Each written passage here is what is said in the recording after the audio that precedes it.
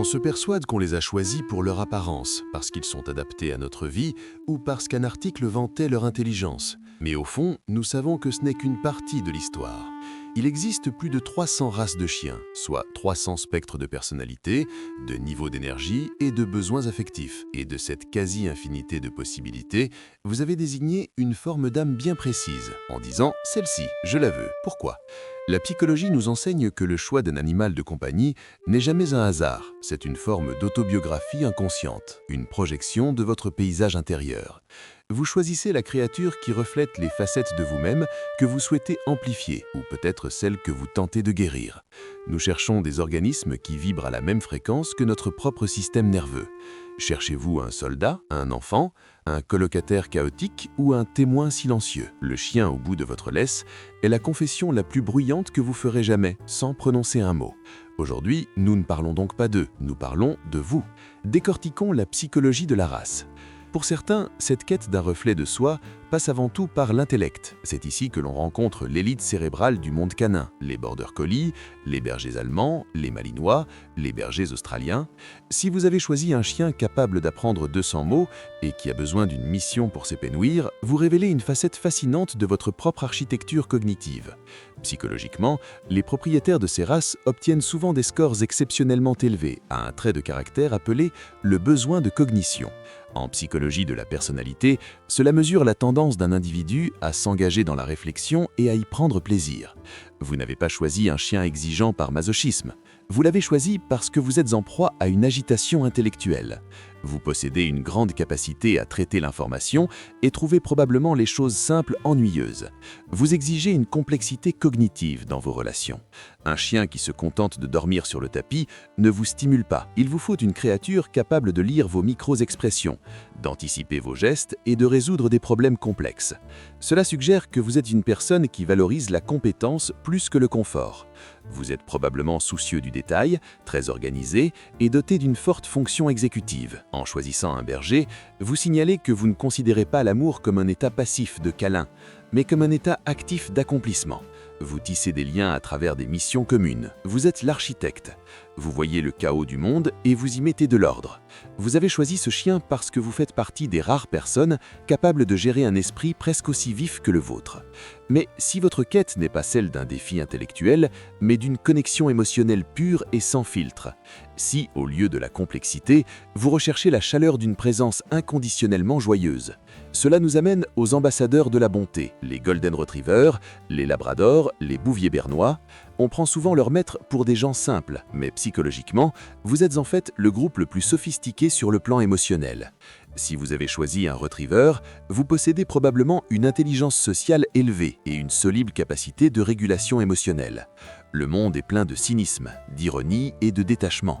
Choisir un chien d'une sincérité désarmante exige une personne qui est en paix avec sa propre vulnérabilité. Vous n'avez pas besoin d'un chien dur pour protéger votre ego, car votre ego est déjà stable. Vous êtes probablement élevé dans le trait de personnalité de l'agréabilité, ce qui en psychologie ne signifie pas la soumission. Cela signifie que vous privilégiez l'harmonie sociale et le comportement prosocial. Vous êtes le ciment qui unit votre famille ou votre groupe d'amis. Vous utilisez un mécanisme appelé la régulation à la hausse de l'affect positif. Vous savez que la vie est dure. Vous savez que le monde peut être froid. Mais vous avez fait le choix conscient d'accueillir un générateur vivant d'ocytocine dans votre foyer. Vous n'ignorez pas la noirceur du monde. Vous choisissez simplement de la contrer avec de la lumière. Vous avez choisi cette race parce que vous êtes assez sage pour savoir qu'en fin de compte, la gentillesse est la seule chose qui compte vraiment. Cette sagesse de la gentillesse peut s'exprimer de bien des manières. Pour certains, cela se manifeste à grande échelle, dans l'harmonie sociale. Pour d'autres, elle se concentre dans une forme d'affection intense et protectrice, offrant dirigée vers les plus vulnérables. C'est ici qu'entre en scène le groupe le plus injustement jugé, les toys, les petits, ceux qu'on transporte dans des sacs. Les critiques qualifient leurs propriétaires de superficiels. Mais lorsque nous examinons les données psychologiques, nous découvrons que vous possédez en réalité la plus grande capacité d'empathie et de maternage. Si vous avez choisi un chien physiquement vulnérable qui dépend de vous pour sa survie, vous êtes mu par un puissant impératif biologique connu sous le nom d'investissement parental élevé. Cela ne signifie pas nécessairement que vous voulez des enfants humains. Cela signifie que votre cerveau est câblé pour le soin extrême. Vous avez un surplus d'amour à donner et il vous faut un réceptacle capable de tout recevoir. Un grand chien pourrait s'éloigner si vous essayez de le serrer dans vos bras. Un chien indépendant pourrait vous ignorer. Mais une race de compagnie est conçue pour accepter l'amour sans limite. Vous êtes également susceptible d'une sensibilité tactile élevée. Vous comprenez le pouvoir thérapeutique du contact physique. Vous comprenez que tenir un cœur battant contre sa poitrine régule le système nerveux humain mieux que n'importe quel médicament. Ce n'est pas une simple affirmation, c'est de la co-régulation. Vous êtes assez sûr de vous pour aimer quelque chose que la société juge futile. Vous êtes assez courageux pour montrer une affection extrême en public. Vous avez choisi cette race parce que vous avez un cœur immense et que vous n'avez pas peur de vous en servir. Vous êtes le soignant et le monde ne manque pas de gens qui se soucient aussi profondément que vous. Ce besoin de protéger et de chérir ce que la société juge futile révèle une force interne immense. Mais que se passe-t-il lorsque ce n'est pas la créature qui est perçue comme vulnérable, mais le maître? Que se passe-t-il quand on est nous-mêmes la cible des préjugés? On se tourne alors vers les mal-aimés, les têtes carrées, les muscles, les pitbulls, les staffies, les rottweilers, les doberman. La société regarde le propriétaire d'un canet corso aux oreilles coupées ou d'un pitbull musclé et y voit un voyou. Il voit de l'agressivité. Il voit un désir d'intimider. Les gens changent de trottoir. Mais la psychologie du propriétaire de Power Breed est au fait l'opposé du stéréotype. C'est la psychologie du protecteur blessé. La recherche sur l'identification projective suggère que nous sommes attirés par les animaux qui représentent la partie de nous-mêmes que la société a rejetée. La personne qui aime le chien qui fait peur est au fond la personne qui se sent la plus vulnérable. Si vous possédez une race puissante, vous avez probablement une histoire où vous avez été jugé ou mal compris. Vous vous voyez dans ce chien. Vous voyez une créature au cœur d'or mais au visage de pierre. Vous vous identifiez au monstre qui a une âme. Il y a ici un mécanisme psychologique profond appelé la force par proxénique. En marchant avec un animal puissant, le propriétaire emprunte son armure. Psychologiquement, vous vous engagez également dans un lien protecteur. Vous respectez la force, mais seulement lorsqu'elle est tempérée par l'amour. Vous voyez ces chiens comme des gardiens, pas comme des brutes. Cela reflète vos valeurs. Vous croyez à être assez fort pour être dangereux, mais assez discipliné pour être doux. Vous êtes le protecteur et vous avez trouvé un chien à la mesure de votre courage. Cette relation fusionnelle, où l'un devient l'armure de l'autre, est une quête de sécurité et d'identification profonde. Pourtant, à l'autre extrémité du spectre relationnel, se trouvent ceux qui ne cherchent pas un alter ego ou un protecteur, mais un égal, un esprit frustré qui négocie et refuse d'obéir aveuglément. C'est le territoire des têtus, des indépendants, des obstinés. Les huskies qui vous répondent, les shiba inu qui vous ignorent, les beagles qui suivent leur nez et non votre voix. Pourquoi choisir un chien qui se comporte comme un chat? Si c'est votre race, vous possédez un trait psychologique rare appelé l'orientation vers l'autonomie. Plusieurs personnes prennent un chien pour être adulé. Vous n'avez pas besoin d'un fan club. Vous êtes assez confiant en vous pour ne pas avoir besoin de la validation constante de votre animal. Vous possédez une haute différenciation du soi. Cela signifie que vous êtes à l'aise avec le fait de laisser les autres être qui ils sont, sans essayer de les faire entrer dans une case. Vous respectez l'individualité du chien. Vous trouvez drôle que votre husky vous contredise, car vous appréciez une créature qui a du caractère.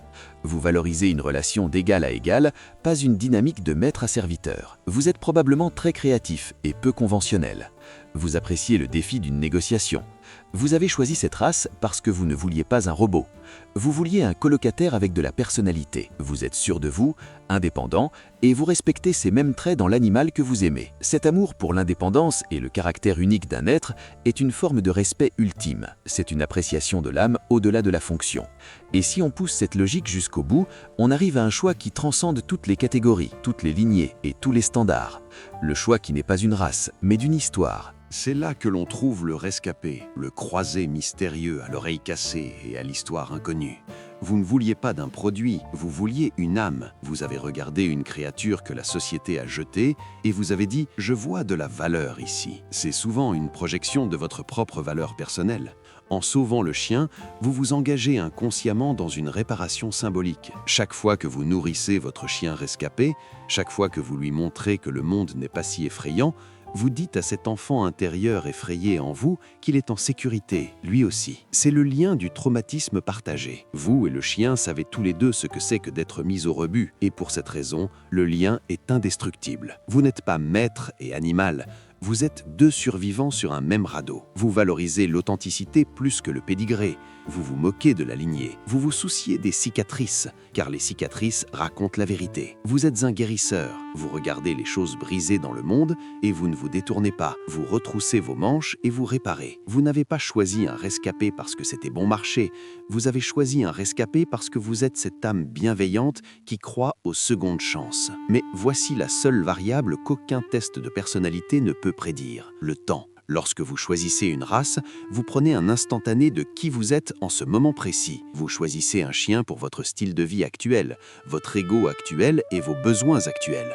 Mais un chien n'est pas un objet statique, et vous non plus. Au cours des 15 prochaines années, cet animal sera le témoin de la mort de la personne que vous étiez. Il vous verra changer de travail, il vous verra tomber amoureux, et il vous verra avoir le cœur brisé. Il vous verra au pire de votre forme, et il vous verra au sommet de votre gloire. Et lentement, la dynamique s'inverse. Le chien que vous avez pris pour être votre partenaire de jogging finit par vieillir et vous apprend à ralentir. Le chien que vous avez pris pour vous protéger finit par avoir peur de l'orage et vous apprend à être le protecteur. Le chien que vous avez pris pour vous donner l'air dur finit par vous rendre tendre. Les psychologues appellent cette dynamique la co-régulation. Cela signifie qu'avec le temps, vos systèmes nerveux cessent de réagir l'un à l'autre et commencent à se synchroniser. Vous ne faites plus que le posséder, vous devenez partie d'un organisme partagé. Vous pensiez choisir une race spécifique pour combler une case dans votre vie, mais à la fin, elle ne remplit pas la case. Elle brise complètement le moule et vous force à grandir de manière que vous n'aviez jamais prévue.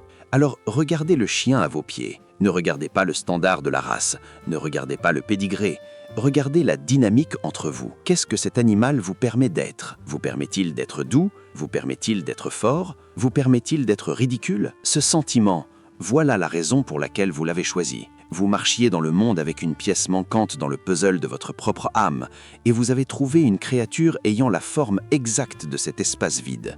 Vous n'avez pas choisi une race, vous avez trouvé un complément. Si vous regardez ceci en tenant votre chien ou en pensant à celui qui est parti, cliquez sur « J'aime », indiquez sa race et son nom dans les commentaires. Je veux voir la diversité des âmes de notre communauté. Et si vous voulez mieux comprendre la psychologie invisible qui régit votre vie, abonnez-vous. Et souvenez-vous, vous n'avez pas seulement choisi un chien pour habiter votre maison, vous avez choisi une âme pour habiter votre cœur.